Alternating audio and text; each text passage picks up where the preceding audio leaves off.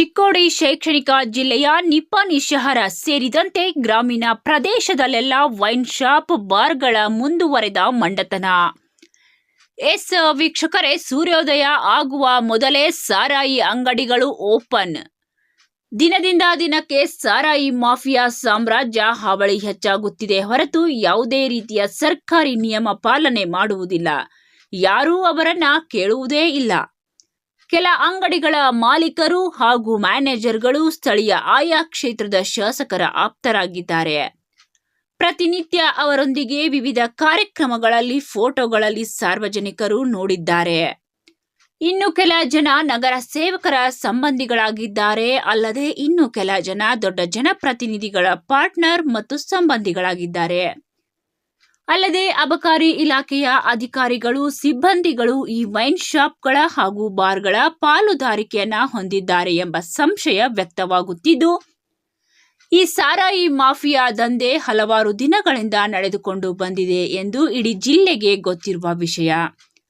ಕೋಟಿ ಕೋಟಿ ಹಣ ಲೂಟಿ ಮಾಡಿ ಅವರಿಗೆ ಯಾರೂ ಕೇಳಲೇಬಾರದು ಅಂತ ಪ್ರತಿ ಸರ್ಕಾರಗಳಲ್ಲಿ ಒಬ್ಬರು ಪ್ರತಿಷ್ಠಿತರಿಗೆ ಜವಾಬ್ದಾರಿಗಳನ್ನ ಹೊಂದಿರುತ್ತಾರೆ. ಹೀಗಾಗಿ ಯಾರಿಗೂ ಸಹ ಈ ಮಾಫಿಯಾ ನಿಲ್ಲಿಸಲು ಸಾಧ್ಯವಿಲ್ಲದಂತಾಗಿದೆ. ಒಂದು ವೇಳೆ ನಿಲ್ಲಿಸಲು ಪ್ರಯತ್ನಿಸಿದರೆ ಅಂತಹವರ ಜೀವಕ್ಕೆ ಕುತ್ತು ಖಂಡಿತ. ಸಾರಾಯಿ ಮಾಫಿಯಾ ತನ್ನದೇ ರೂಲ್ಸ್ ಮಾಡಿಕೊಂಡಿದೆ. ನಗರದಲ್ಲಿ ವೈನ್ ಶಾಪ್ಗಳ ಸೇರಿದಂತೆ ಬಾರ್ಗಳ ಸರ್ಕಾರ ನಿಯಮ ಪಾಲಿಸುವುದಿಲ್ಲ. ಸರ್ಕಾರ ಇವರ ನಡೆಸುವಂತಾಗಿದೆ ಅನಿಸುತ್ತಿದೆ.